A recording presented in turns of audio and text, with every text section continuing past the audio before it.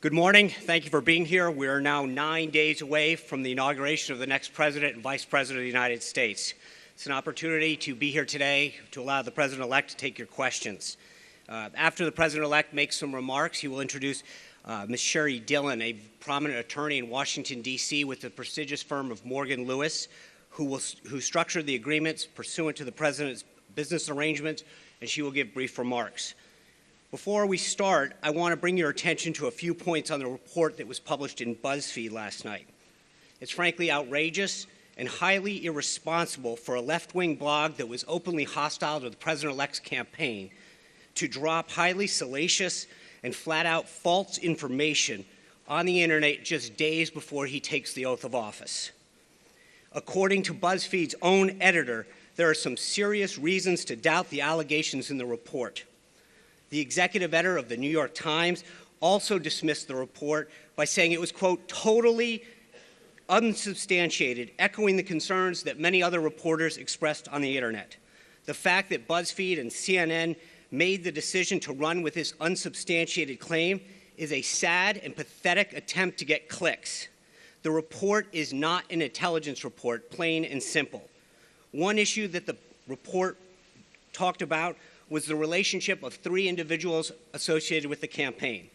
These three individuals, Paul Manafort, Michael Cohen, and Carter Page. Carter Page is an individual who the President-elect does not know and was put on notice months ago by the campaign. Paul Manafort has adamantly denied any of this involvement, and Michael Cohen, who is said to have visited Prague in August and September, did not leave or enter the United States during this time. We asked him to produce his passport to confirm his whereabouts on the dates in question, and there was no doubt that he was not in Prague. In fact, Mr. Cohen has never been in Prague. A new report actually suggests that Michael Cohen was at the University of Southern California with his son at a baseball game. One report now suggests that apparently it's another Michael Cohen.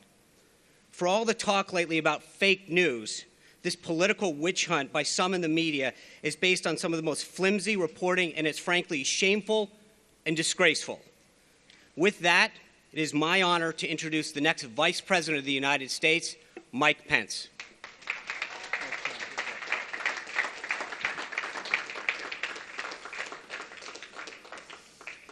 We are 9 days away from the inauguration of the 45th President of the United States of America.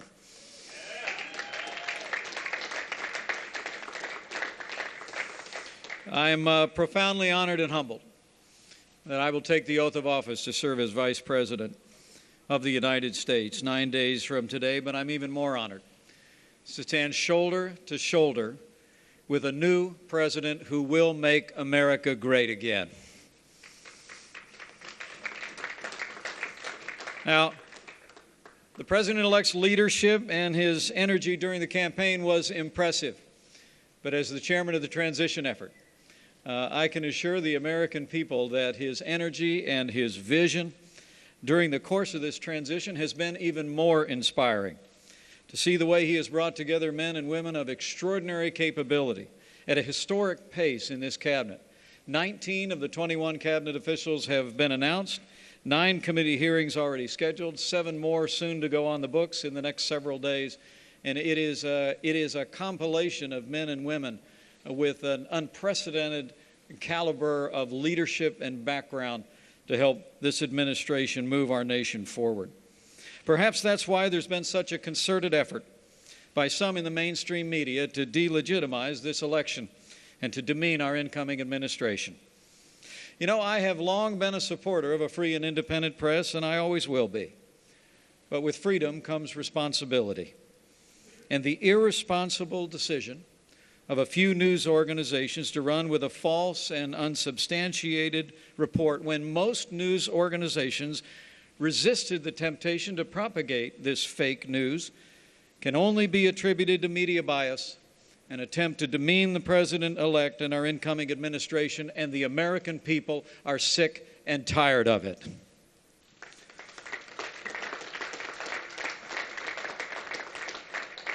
But today, we'll get back to real news, to real facts, and the real progress our incoming president has already made in reviving the American economy and assembling a team that will make America great again.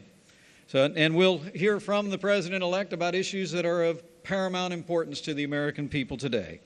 So it is my honor to introduce to all of you my friend and the President-elect of the United States of America, Donald Trump.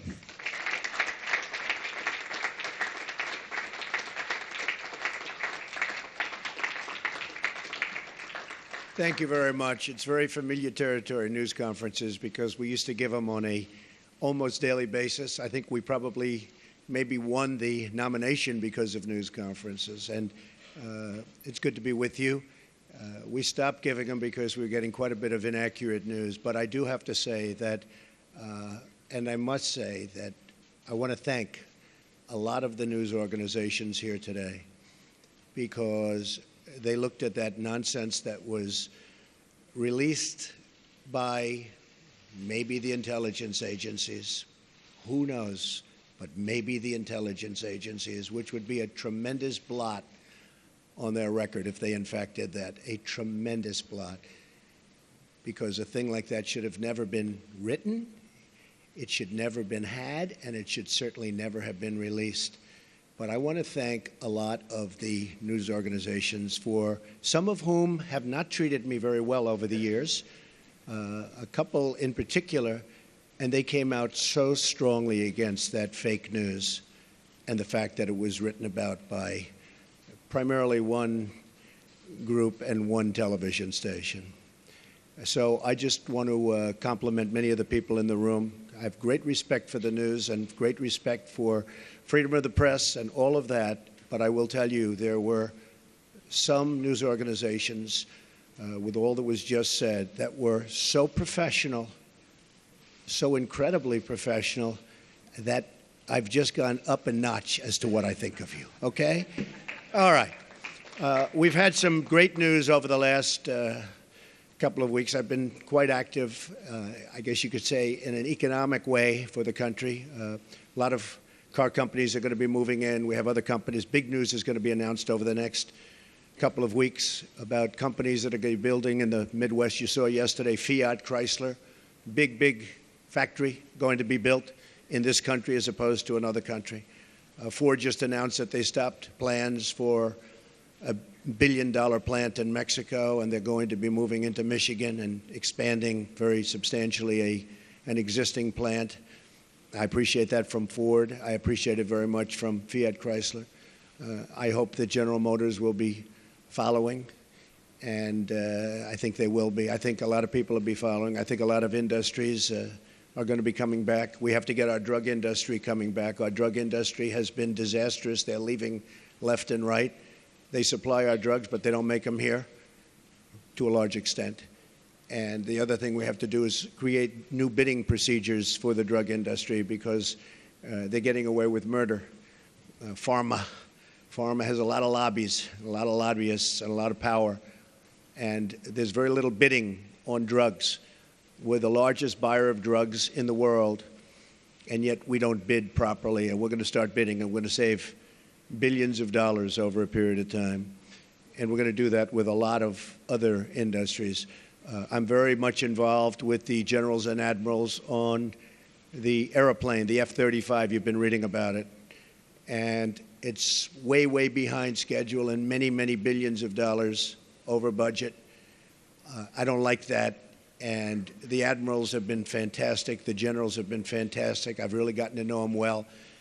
And we're going to do some big things on the F-35 program and perhaps the F-18 program. And we're going to get those costs way down. And we're going to get the plane to be even better. And we're going to have some competition, and it's going to be a beautiful thing. So we've been very much involved, and other things. We had Jack Ma. We had so many incredible people coming here. Mr. Arnault. They're going to do tremendous things in this country. And they're very excited. And I will say, if the election didn't turn out the way it turned out, they would not be here. They would not be in my office. They would not be in anybody else's office. They'd be building and doing things in other countries. So there's a great spirit going on right now, a spirit that many people have told me they've never seen before, ever. We're going to create jobs. I said that I will be the greatest jobs producer that God ever created, and I mean that. I'm going to work very hard on that. We need certain amounts of other things, including a little bit of luck, but I think we're going to do a real job, and I'm very proud of what we've done, and we haven't even gotten there yet. I look very much forward to the inauguration. It's going to be a beautiful event.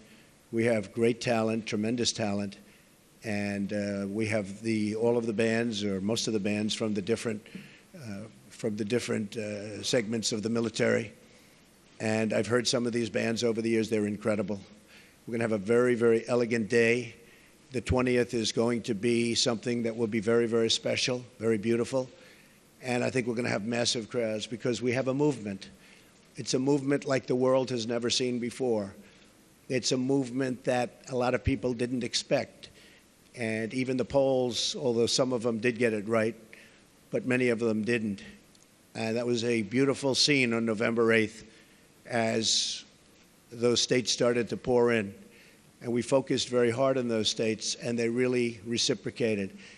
And those states are going to have a lot of jobs, and they're going to have a lot of security. They're going to have a lot of good news for their veterans. And by the way, speaking of veterans, I appointed today the head secretary of the Veterans Administration, David Shulkin, and we'll do a news release in a little while, tell you about David. He's fantastic.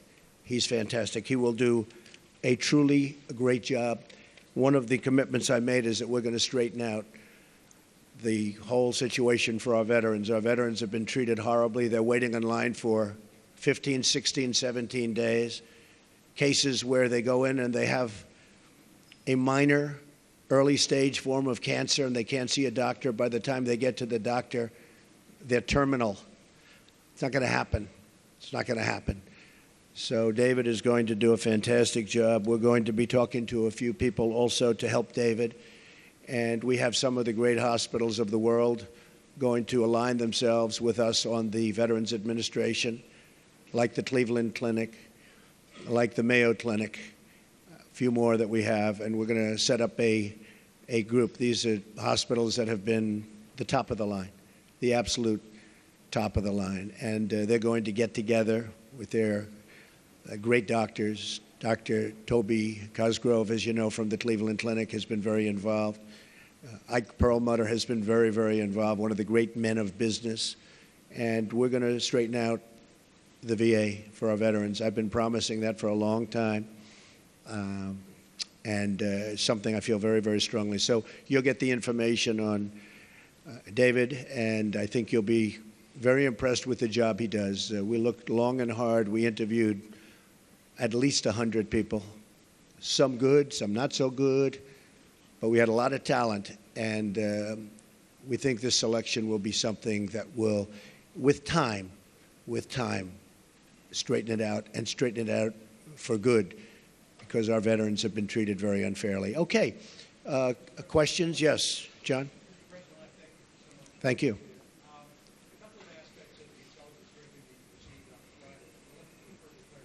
Sure. First of all, did the heads of the intelligence agencies provide you with a two-page summary of these unsubstantiated allegations? And secondly, to that, the broader picture, do you accept their opinion that Vladimir Putin ordered the hack of the DNC and the attention hack of the RNC?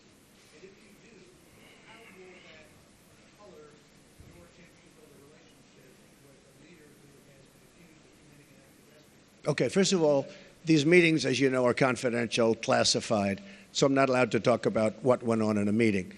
But we had many witnesses in that meeting, many of them with us. And I will say again, I think it's a disgrace that information would be let out. I saw the information, I read the information outside of that meeting.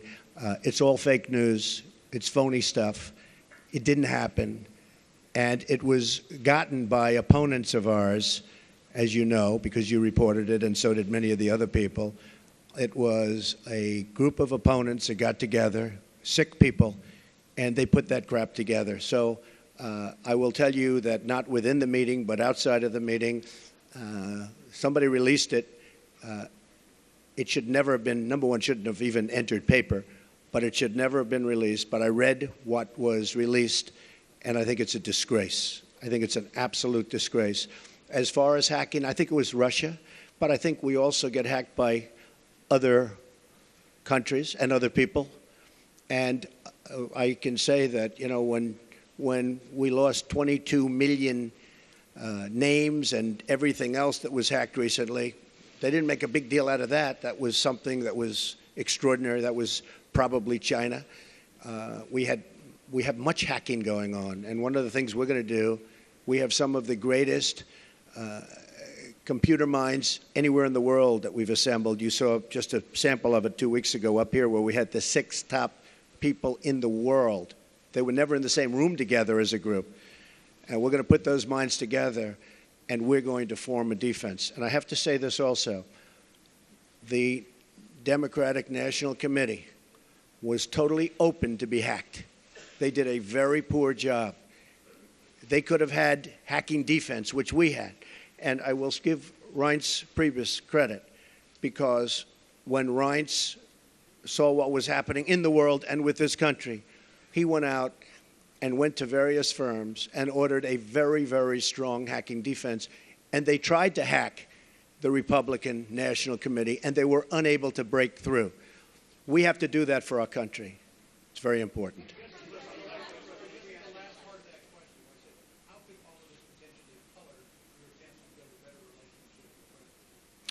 Well, you know, President Putin and Russia put out a statement today that this fake news was indeed fake news. They said it totally never happened. Now, somebody would say, oh, of course he's going to say that.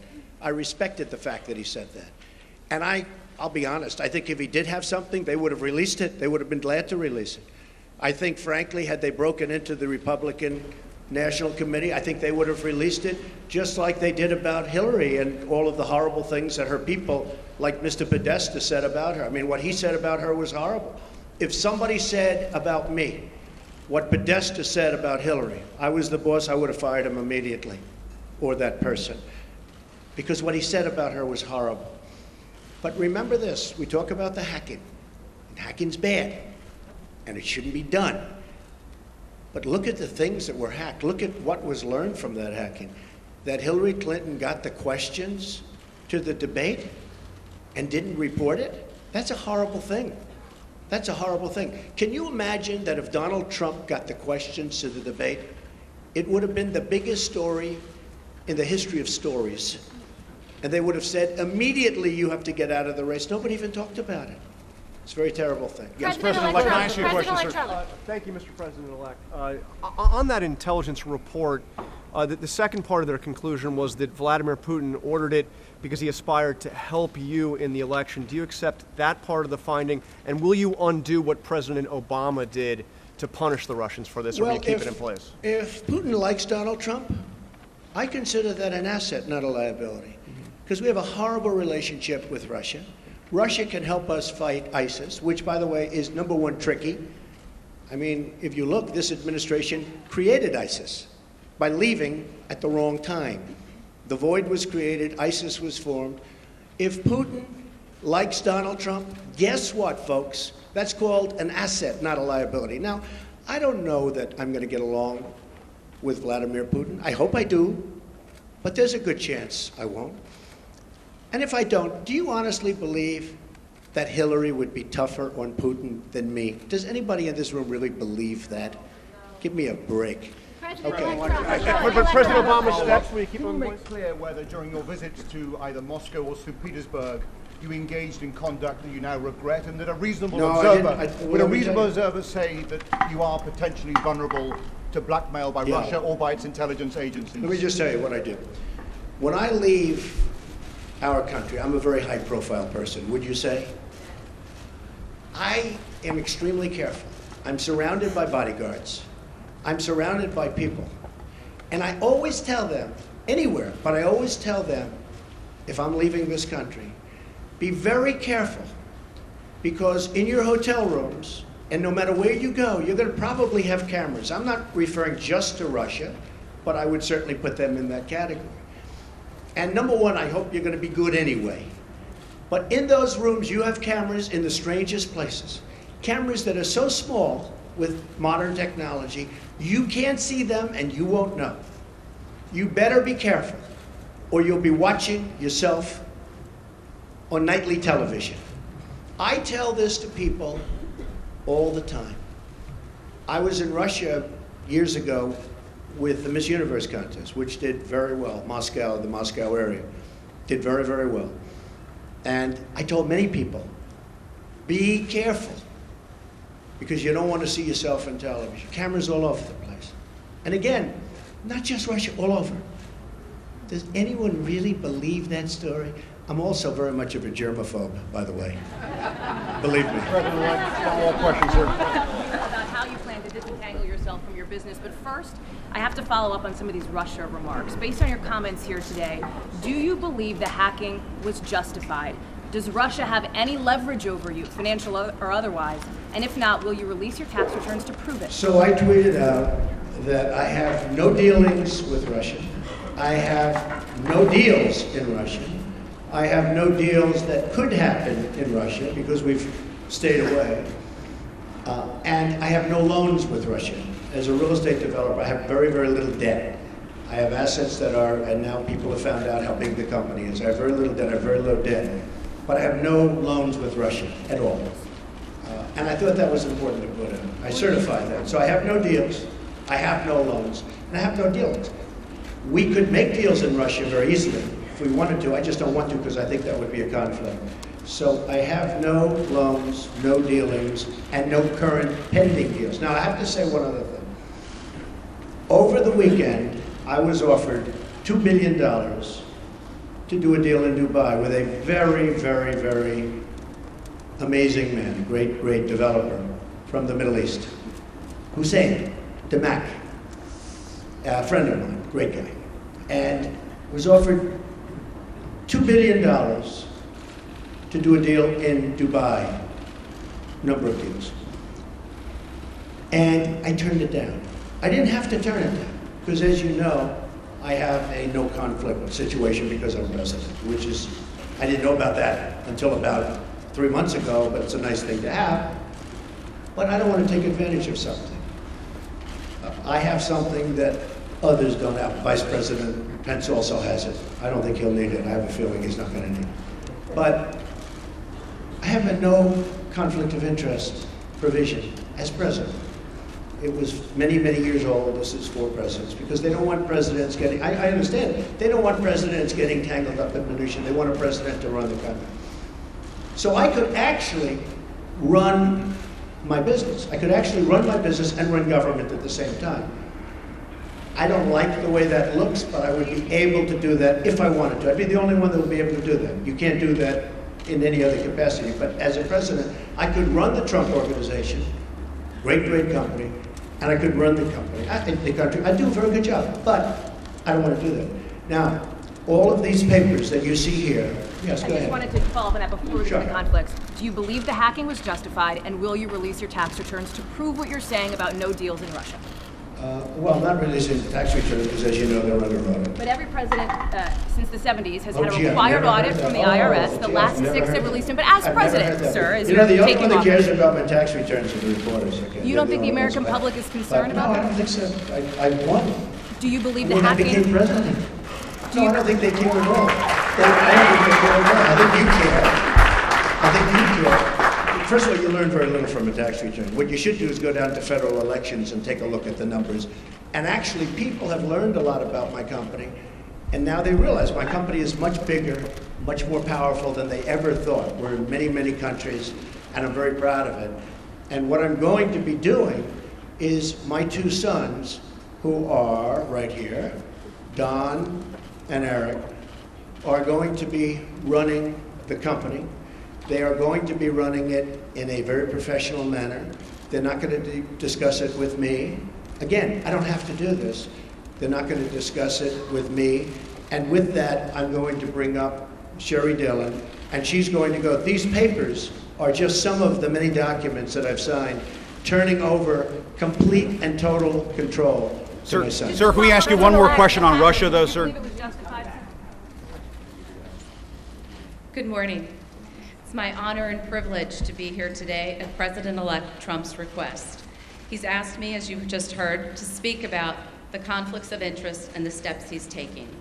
As you know, the business empire built by President-elect Trump over the years is massive, not dissimilar to the fortunes of Nelson Rockefeller when he became vice president.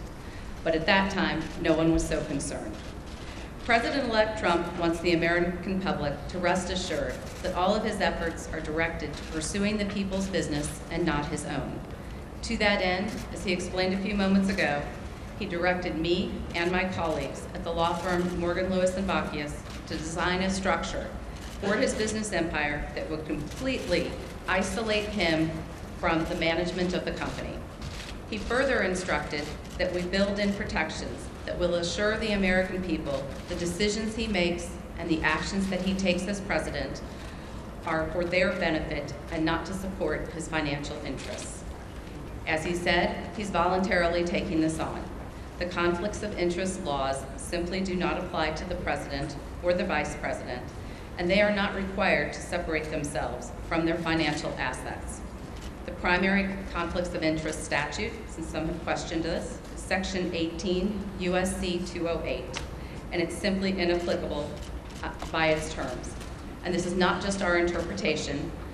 It's Congress itself who made this clear in 1989 when it amended Section 18 U.S.C. 202 to state that, except as otherwise provided, the terms office and employee in Section 208 shall not include the president. Even so, President-elect Trump wants there to be no doubt in the minds of the American public that he is completely isolating himself from his business interests. He instructed us to take all steps realistically possible to make it clear that he is not exploiting the office of the presidency for his personal benefit. He also sought the guidance of individuals who are familiar with and have worked extensively in the fields of government ethics and constitutional law. Critical to the Morgan Lewis team is Fred Fielding, standing here to our side and with us today. And many of you have known him. He has served several presidents over the years, including serving as counsel to Presidents Ronald Reagan and George W. Bush, as well as serving on President George H.W. Bush's Commission on Federal Ethics Law Reform, and he also held the position of Vice Chair of the Ethics Resource Center. Mr. Fielding has been extensively involved with and approved this plan. He's here today to support the plan, and he will continue to provide guidance as the plan is implemented and as Eric, Don, along with others, take over management of the Trump Organization. I'm going to detail some of the extraordinary steps now that the President-elect is taking. First, President-elect Trump's investments in business assets, commonly known as the Trump Organization, comprising hundreds of entities, which again, if you all go and take a look at his financial disclosure statement, the pages and pages and pages of entities have all been or will be conveyed to a trust prior to January 20th. Here is just some of the paperwork that's taking care of those actions. Second, through the trust agreement, he has relinquished leadership and management of the Trump Organization to his sons, Don and Eric, and a longtime Trump executive, Alan Weisselberg. Together, Don, Eric, and Alan will have the authority to manage the Trump Organization and will make decisions for the duration of the presidency without any involvement whatsoever by President-elect Trump. Further, at the President-elect's direction, the trust agreement provides to ensure the Trump Organization continues to operate in accordance with the highest and legal ethics standards, an ethics advisor will be appointed to the management team. The written approval of the ethics advisor will be required for new deals, actions, and transactions that could potentially raise ethics or conflicts of interest concerns. President-elect Trump, as well as Don, Eric, and Alan, are committed to ensuring that the activities of the Trump Organization are beyond reproach and cannot be perceived to be exploitive of the office of the presidency. President-elect Trump will resign from all officer and other positions he holds with the Trump Organization entities. Further, in addition, his daughter Ivanka will have no further involvement with or management authority whatsoever with the Trump Organization.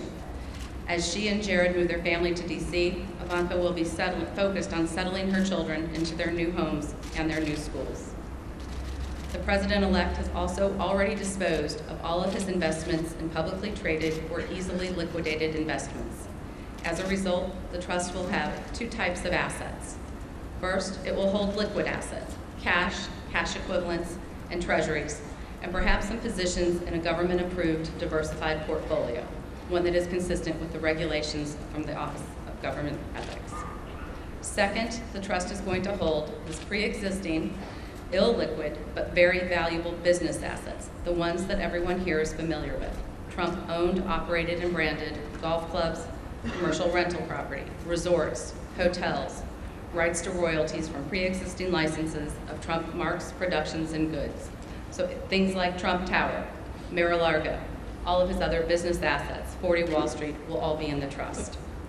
Through instructions in the trust agreement, President-elect Trump first ordered that all pending deals be terminated. This impacted more than 30 deals, many of which were set to close by the end of 2016.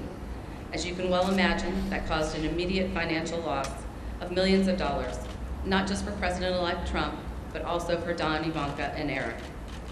The trust agreement, as directed by President Trump, imposes severe restrictions on new deals. No new foreign deals will be made whatsoever during the duration of President Trump's presidency. New domestic deals will be allowed, but they will go through a vigorous vetting process. The President-elect will have no role in deciding whether the Trump Organization engages in any new deal, and he will only know of a deal if he reads it in the paper or sees it on TV. Because any new deal could, and I emphasize could, be perceived as causing a conflict or as exploiting the office of the presidency, new deals must be vetted with the ethics advisor, whose role will be to analyze any potential transactions for conflicts and ethics issues. The ethics advisor will be a recognized expert in the field of government experts. Again, his role will be to scrutinize the new deals and the actions, and any new deal must receive written approval. To further reinforce the wall that we are building between President-elect Trump and the Trump Organization, President-elect Trump has ordered, through his trust agreement, to sharply limit his information rights. Reports will only be available and reflect profit and loss on the company as a whole. There will be no separate business-by-business accounting. Another step that President-elect Trump has taken is he created a new position at the Trump Organization, the position of Chief Compliance Counsel, whose responsibility will be to ensure that the Trump businesses, again, are operating at the highest levels of integrity and not taking any actions that could be perceived as exploiting the office of the presidency. He has also directed that no communications of the Trump Organization, including social media accounts, will reference or be tied to President-elect Trump's role as President of the United States or the office of the presidency. In sum, all of these actions, complete relinquishment of management, no foreign deals, ethics advisor approval of deals, sharply limited information rights, will sever President-elect Trump's presidency from the Trump Organization. Some have asked questions. Why not divest? Why not just sell everything? Form a blind trust. And I'd like to turn to addressing some of those questions now. Selling, first and foremost, would not eliminate possibilities of conflicts of interest. In fact, it would exacerbate them. The Trump brand is key to the value of the Trump Organization's assets. If President-elect Trump sold his brand, he would be entitled to royalties for the use of it, and this would result in the trust retaining an interest in the brand without the ability to assure that it does not exploit the office of the presidency. Further, whatever price was paid would be subject to criticism and scrutiny. Was it too high? Is there pay for play? Was it too much paid to curry favor with the president-elect? And selling his assets without the rights to the brand would greatly diminish the value of the assets and create a fire sale. President-elect Trump should not be expected to destroy the company he built. This plan offers a suitable alternative to address the concerns of the American people. And selling the entire Trump Organization isn't even feasible. Some people have suggested that the president-elect sell the business to his adult children. This would require massive third-party debt, sourced with multiple lenders whose motives and willingness to participate would be questioned and undoubtedly investigated. And if the president-elect were to finance the sale himself, he would retain the financial interest in the assets that he owns now. Some people have suggested that that President-elect Trump could bundle the assets and turn the Trump Organization into a public company. Anyone who's ever gone through this extraordinarily cumbersome and complicated process knows that it is a non-starter. It is not realistic, and it would be inappropriate for the Trump Organization. Some people have suggested a blind trust, but you cannot have a totally blind trust with operating businesses. President Trump can't unknow he owns Trump Tower, and the press will make sure that any new developments at the Trump Organization are well publicized. Further, it would be impossible to find an institutional trustee that would be competent to run the Trump Organization. The approach he is taking allows Don and Eric to preserve this great company and its iconic assets. And this approach is best from a conflicts and ethics perspective. It creates a complete separation from President-elect Trump and separates him and prevents him from participating in the business, imposes strict limits on what the trustees can do, and requires the assent of any ethics advisor to a new deal. I'm going to turn to one last topic today that has been of interest lately, called emoluments. That's a word I think we've all become familiar with and perhaps had not heard before. And we're going to describe some other actions the President-elect Trump is taking to avoid even the appearance of a conflict. Emoluments comes from the Constitution.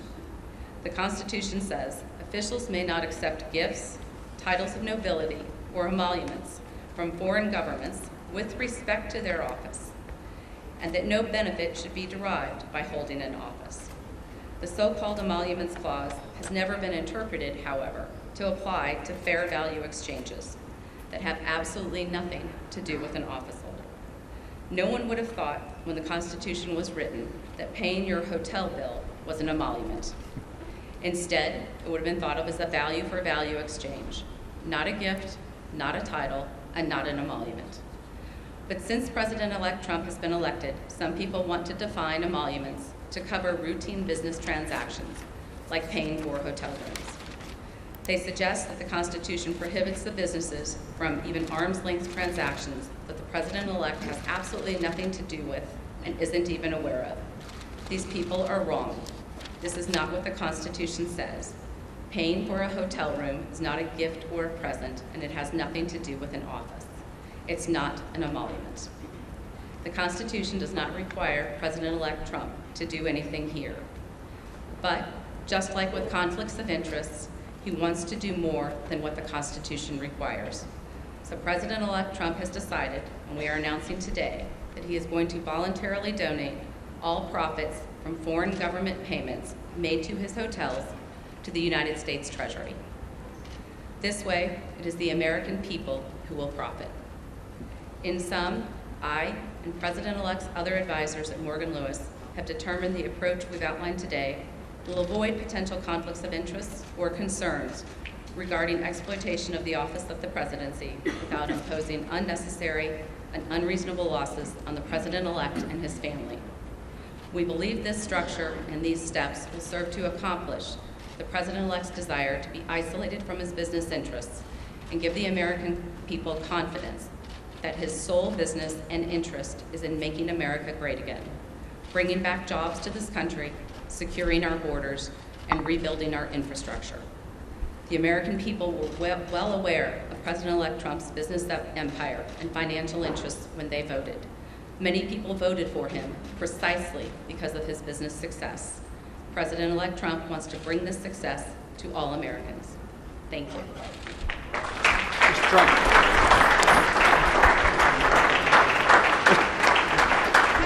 Trump. Mr. Trump, can we ask you? Mr. Trump, can we ask you some policy questions? Policy questions, sir. Trump, thank you, Mr. Trump. Trey Yanks with One American News. What is your response to your critics that say not only you, but also your cabinet is filled with conflicts of interest And do you plan to set an example in the future to make sure that your cabinet and everyone throughout your administration? Good question. I really think that when you watch what's going on with what's happening in Washington, I was just watching as an example Rex Tillerson. I think it's brilliant what he's doing and what he's saying. I watched yesterday, as you know, our great senator who is going to be a great attorney general, and he was brilliant. And what people don't know is that he was a great prosecutor and attorney general in Alabama, and he was brilliant yesterday. So I really think that I think we have one of the great cabinets ever put together. And we've been hearing that from so many people. People are so happy. You know, in the case of Rex, he ran incredibly ExxonMobil. When there was a fine, he would get it. When they needed something, he would be there. A friend of mine who's very, very substantial in the oil business, Harold Hamm, big supporter, he said, there's nobody in the business like Rex Tillerson. And that's what we want. That's what I want to bring to government. I want to bring the greatest people into government because we're way behind. We don't make good deals anymore. I say it all the time in speeches. We don't make good deals anymore. We make bad deals. Our trade deals are a disaster.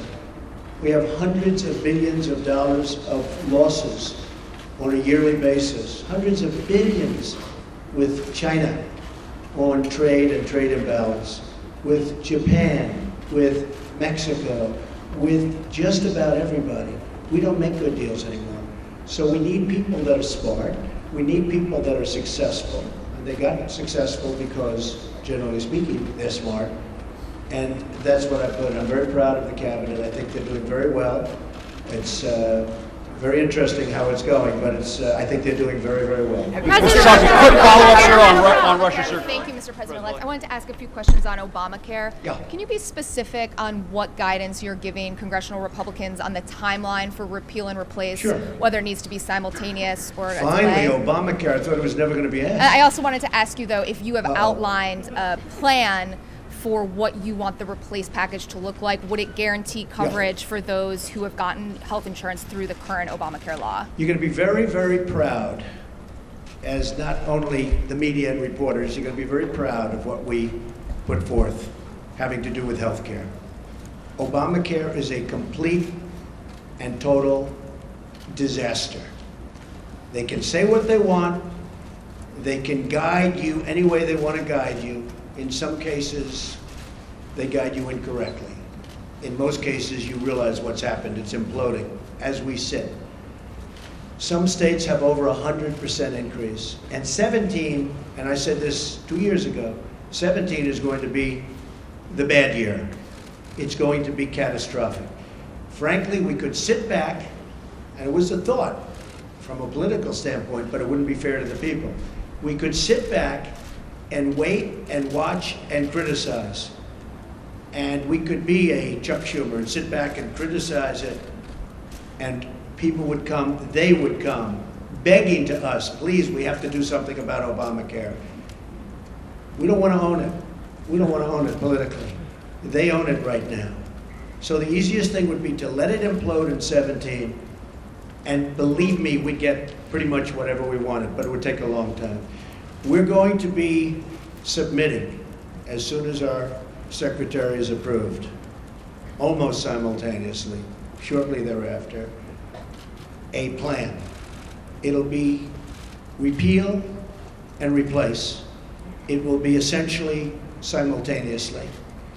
It will be various segments, you understand, but will most likely be on the same day or the same week, but probably the same day, could be the same hour. So we're going to do repeal and replace, very complicated stuff. And we're going to get a health bill passed. We're going to get health care taken care of in this country. You have deductibles that are so high that after people go broke paying their premiums, which are going through the roof, the health care can't even be used by them because the deductibles are so high. Obamacare is the Democrats' problem. We are going to take the problem off the shelves for them. We're doing them a tremendous service by doing it. We could sit back and let them hang with it. we are doing the Democrats a great service. So as soon as our secretary is approved and gets into the office, we'll be filing a plan, and it was actually pretty accurately reported today, the New York Times, and the plan will be repeal and replace Obamacare. We're going to have a health care that is far less expensive and far better. Okay. Mr. President-elect, can we just ask you, sir. President-elect Trump. Mr. President, which one, Mr. President-elect? Well, I was going. Thank you. Go ahead, then CBS. Okay, President-elect Trump, John Steinberg from Cheddar. When you look at all the meetings that you've had with Carrier and SoftBank and Alibaba, do you conceive of making this a program, maybe sitting inside of Commerce? And then my follow-up question to that is, how soon will we see the program on capital repatriation and corporate tax cuts? Well, if I can save jobs, for instance, I was doing individual companies, and people said, well, that's only one company. Like, we did a good job with Carrier. And I want to thank United Technologies, which owns Carrier. But we saved close to 1,000 jobs. And they were gone. And Mike Pence and his staff really helped us a lot. But those were jobs. That was a tough one because they announced a year and a half before that they were leaving. So it's always tough when they're building a plant. It's a little tougher than before they start or before they make an announcement. So I want to thank United Technologies. But we've been meeting with a lot of companies. But what really is happening is the word is now out that when you want to move your plant to Mexico or some other place, and you want to fire all of your workers from Michigan and Ohio and all these places that I won for good reason, it's not going to happen that way anymore. You want to move your plant, and you think, as an example, you're going to build that plant in Mexico, and you're going to make your air conditioners or your cars or whatever you're making, and you're going to sell it through what will be a very, very strong border, not a weak border like it is that we don't even have a border, it's an open sieve. But you're going to sell through a very strong border. Not going to happen. You're going to pay a very large border tax. So if you want to move to another country, and if you want to fire all of our great American workers that got you there in the first place, you can move from Michigan to Tennessee and to North Carolina and South Carolina. You can move from South Carolina back to Michigan. You can do anywhere. You got a lot of states at play, a lot of competition. So it's not like, oh, gee, I'm taking the competition. We got a lot of places you can move. And I don't care, as long as it's within the United States, the borders of the United States. There will be a major border tax on these companies that are leaving and getting away with murder. And if our politicians had what it takes, they would have done this years ago, and you'd have millions more workers right now in the United States that are 96 million really wanting a job and they can't get. You know that story, the real number. That's the real number. So that's the way it is. Okay, go ahead. Mr. President-elect, I have a question about the Supreme Court and the border security, but I also want you to ask you about something you said on Twitter this morning. Are we living in Nazi Germany? What were you driving at there? Do you have a problem with the intelligence community? And on the Supreme Court, what's your timeline? You said a while ago you were down to 4. Have you conducted those interviews yet? What's your timeline for nominating? And on the border fence, it now appears clear U.S. taxpayers will have to pay for it up front. What is your plan to get Mexico to pay for it? I got it. You have any more? That's it. On the fence. It's not a fence, it's a wall. You just misreported it. We're going to build a wall. I could wait about a year and a half until we finish our negotiations with Mexico, which will start immediately after we get to office, but I don't want to wait. Mike Pence is leading an effort to get final approvals through various agencies and through Congress for the wall to begin. I don't feel like waiting a year or a year and a half. We're going to start building. Mexico, in some form, and there are many different forms, will reimburse us, and they will reimburse us for the cost of the wall. That will happen, whether it's a tax or whether it's a payment, probably less likely that it's a payment, but it will happen. So remember this, okay? I would say we are going to build a wall, and people would go crazy. I would then say, who's going to pay for the wall? And people would all scream out, 25,000, 30,000 people, because nobody's ever had crowds like Trump has had. You know that. You don't like to report that, but that's okay. Okay, now he agrees. Finally, he agrees. But I say, who's going to pay for the wall? And they will scream out, Mexico. Now, reports went out last week, oh, Mexico's not going to pay for the wall because of a reimbursement. What's the difference? I want to get the wall started. I don't want to wait a year and a half until I make my deal with Mexico. So, and we probably will have a deal sooner than that. And by the way, Mexico has been so nice, so nice. I respect the government of Mexico. I respect the people of Mexico. I love the people of Mexico. I have many people from Mexico working for me. They're phenomenal people. The government of Mexico is terrific. I don't blame them for what's happened. I don't blame them for taking advantage of the United States. I wish our politicians were so smart. Mexico has taken advantage of the United States. I don't blame the representatives and various presidents, etc., of Mexico. What I say is we shouldn't have allowed that to happen. It's not going to happen anymore. So in order to get the wall started, Mexico will pay for the wall, but it'll be reimbursed. Okay? Supreme Court judge. So, as you know, I have a list of 20. I've gone through them. We've met with numerous candidates. They're outstanding in every case. They were largely recommended and highly recommended by Federalist Society. Jim DeMint was also very much involved in his group, which is fantastic, and he's a fantastic guy. So between Leo and Jim DeMint and some senators and some Congress people, we have a great group of people. I'll be making the decision on who we will put up for Justice of the United States Supreme Court, a replacement for the great, great Justice Scalia. That will be probably within 2 weeks of the 20th. So within about 2 weeks, probably the second week. I consider the first day because we'll also be doing some pretty good signings. And I think what we'll do is we'll wait till Monday. That will be our really first business day as opposed to doing it on Friday, because on Friday people are going to have a very good time at the inauguration. And then Saturday, as you know, we're having a big church service and lots of good things are happening. So our first day, and you'll all be invited to the signings, but we'll be doing some pretty good signings on Monday and Tuesday and Wednesday and Thursday and Friday, and then also the next week. And you're all invited. But on the Supreme Court, I'll be making that decision, and it'll be a decision which I very strongly believe in.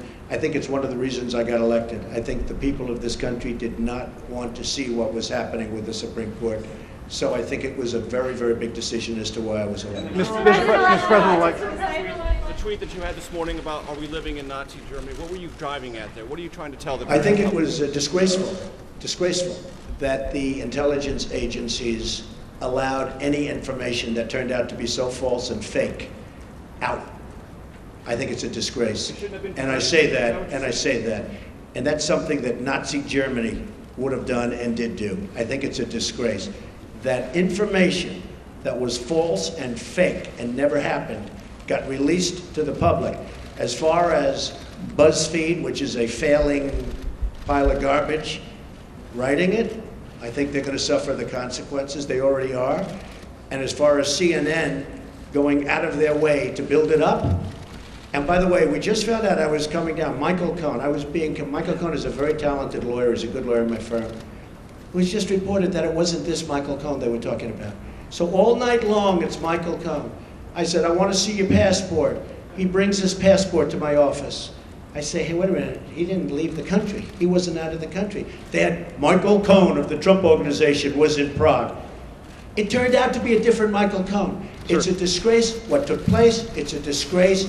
And I think they ought to apologize to start with Michael Cohen. Sir, since you're attacking us, can you give us a question? Mr. President-elect. Go ahead. Mr. President-elect, since you are attacking our news organization, can you give us a chance? Your organization. You are attacking our news organization. Can you give us a chance to ask a question, sir? Go ahead. Sir, can you state, Quiet. Mr. President-elect, Go ahead. can you state She's categorically, asking a question. Mr. President-elect, can you give us a question? be You're rude. attacking us. Can you give us a question? Don't be rude. Can you No, give I'm us not a gonna give you question? I'm not going to give you a Can question. can you state categorically? You are fake news. Sir, Go ahead. can you state categorically that nobody... No, Mr. President-elect, that's not appropriate. Do you think President Obama went too far with the sanctions he put on Russia after the hacking? Do you think they're I don't say he went too far. And what No. will you roll them back? No. And what do you think of Lindsey I don't Graham's say- plan to send you a bill for tougher ones? Plans to send me a bill for For what? tougher sanctions? Lindsey I Graham. hadn't heard Lindsey Graham was going to do that.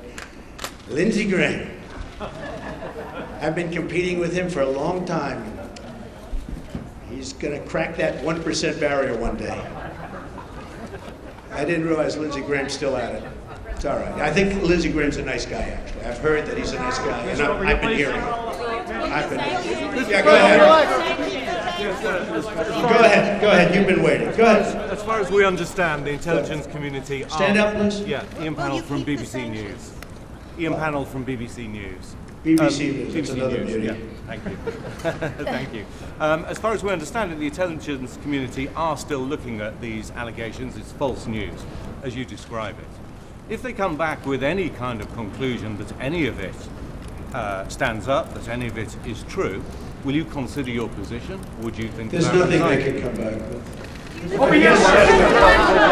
Can you This decision to publish fake news and all the problems that we've seen throughout the media over the course of the election, what reforms do you recommend for this industry here? Well, I don't recommend reforms. I recommend people that are that have some moral compass. I've been hearing more and more about a thing called fake news, and they're talking about people that go and say all sorts of things. But I will tell you, some of the media outlets that I deal with are fake news, more so than anybody. I could name them, but I won't bother. But you have a few sitting right in front of us. So they're very, very dishonest people. But I think it's just something we're going to have to live with. I guess the advantage I have is that I can speak back. When it happens to somebody that doesn't have that kind of a megaphone, they can't speak back. It's a very sad thing. I've seen people destroyed. I've seen people absolutely destroyed, and I think it's very unfair. So all I can ask for is honest reporters, yes. I just want to follow up on the questions about the U.S. intelligence community and be very clear about what you're saying. Do you trust your U.S. intelligence officials, and what do you say to foreign policy experts who say you're actually weakening national security by waging this war of words against that community? Intelligence agencies are vital and very, very important. We are going to be putting in, as you know, Mr. Pompeo and others, you know the Senator, Dan Coates, we're going to be putting in some outstanding people. Within 90 days, they're going to be coming back to me with a major report on hacking. I want them to cover this situation. I also want them, however, to cover, maybe most importantly, because we're hacked by everybody. You know, the United States, our government, out of a list of 17 in terms of industries, is the worst. It's number 17 in terms of protection. If you look at the retail industry, if you look at the banking industry, various industries, out of 17 industries, they put this in the category of an industry, the United States is last in terms of protecting, let's say, hacking defense. Like we had a great hacking defense at the Republican National Committee. That's why we weren't hacked. By the way, we were told they were trying to hack us, but they weren't able to hack. And I think I get some credit because I told Reince, and Reince did a phenomenal job, but I said, I want strong hacking defense. The Democratic National Committee didn't do that. Maybe that's why the country runs so badly that way. But I will tell you, wait, let me finish. Within 90 days, we will be coming up with a major report on hacking defense. How do we stop this new phenomena, fairly new phenomena? Because the United States is hacked by everybody. That includes Russia and China and everybody. Everybody. Okay. Go ahead. Go ahead. Mr. President-elect, you said just now that you believe that Russia indeed was responsible for the hacking of the DNC and John Podesta's emails, etc. Well, Russia, but you know what? Could have been others also. But why did you spend weeks undermining the U.S. intelligence community before simply getting the facts and then making a public statement? Well, I think it's pretty sad when intelligence reports get leaked out to the press. I think it's pretty sad. First of all, it's illegal. You know, these are classified and certified meetings and reports. I'll tell you what does happen. I have many meetings with intelligence, and every time I meet, people are reading about it. Somebody's leaking it out. So then I said, maybe it's my office. Maybe my office. Because I have a lot of people, a lot of great people. Maybe it's them. And what I did is I said, I won't tell anybody. I'm going to have a meeting, and I won't tell anybody about my meeting with intelligence. And what happened is I had my meeting. Nobody knew, not even Rona, my executive assistant for years, She didn't know. I didn't tell her. Nobody knew. The meeting was had. The meeting was over. They left. And immediately, the word got out that I had a meeting. So, I don't want that. I don't want that. It's very unfair to the country. It's very unfair to our country, what's happened. That report should have never, first of all, it shouldn't have been printed because it's not worth the paper it's written on. And I thank the New York Times for saying that. I thank a lot of different people for saying that. But I will tell you, that should never, ever happen. But okay. do you trust President-elect? Thank you, Mr. President-elect. Can you stand here today, once and for all, and say that no one connected to you or your campaign had any contact with Russia leading up to or during the presidential campaign? And if you indeed do believe that Russia was behind the hacking, what is your message to Vladimir Putin right now? He shouldn't be doing it. He won't be doing it. Russia will have much greater respect for our country when I'm leading it than when other people have led it. You will see that. Russia will respect our country more. He shouldn't have done it. I don't believe he'll be doing it more. Now, we have to work something out, but it's not just Russia. Take a look at what's happened. You don't report it the same way. 22 million accounts were hacked in this country by China. And that's because we have no defense. That's because we're run by people that don't know what they're doing. Russia will have far greater respect for our country when I'm leading it. And I believe, and I hope, maybe it won't happen, it's possible, but I won't be given a little reset button like Hillary. Here, press this piece of plastic. Guy looked at her like, what is she doing? There's no reset button. We're either going to get along or we're not. I hope we get along, but if we don't, that's possible too. But Russia and other countries, including China, which has taken total advantage of us economically, totally advantage of us in the South China Sea by building their massive fortress. Total.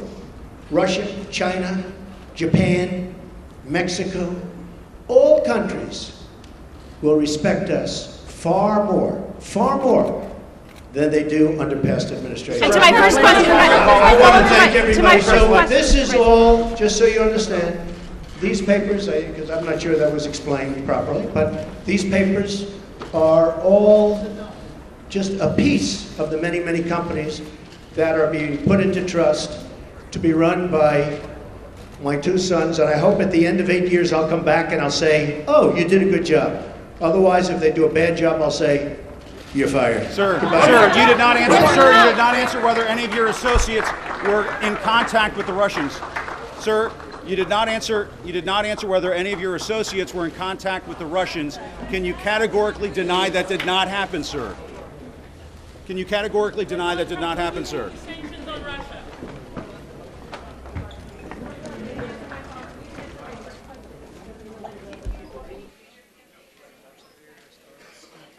I saw that he had his cards in his mouth.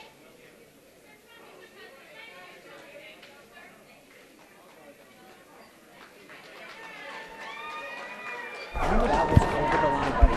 Sean, he was attacking our news organization. He did not answer. He said no. Okay. He did not answer. Where do I go? Right here? I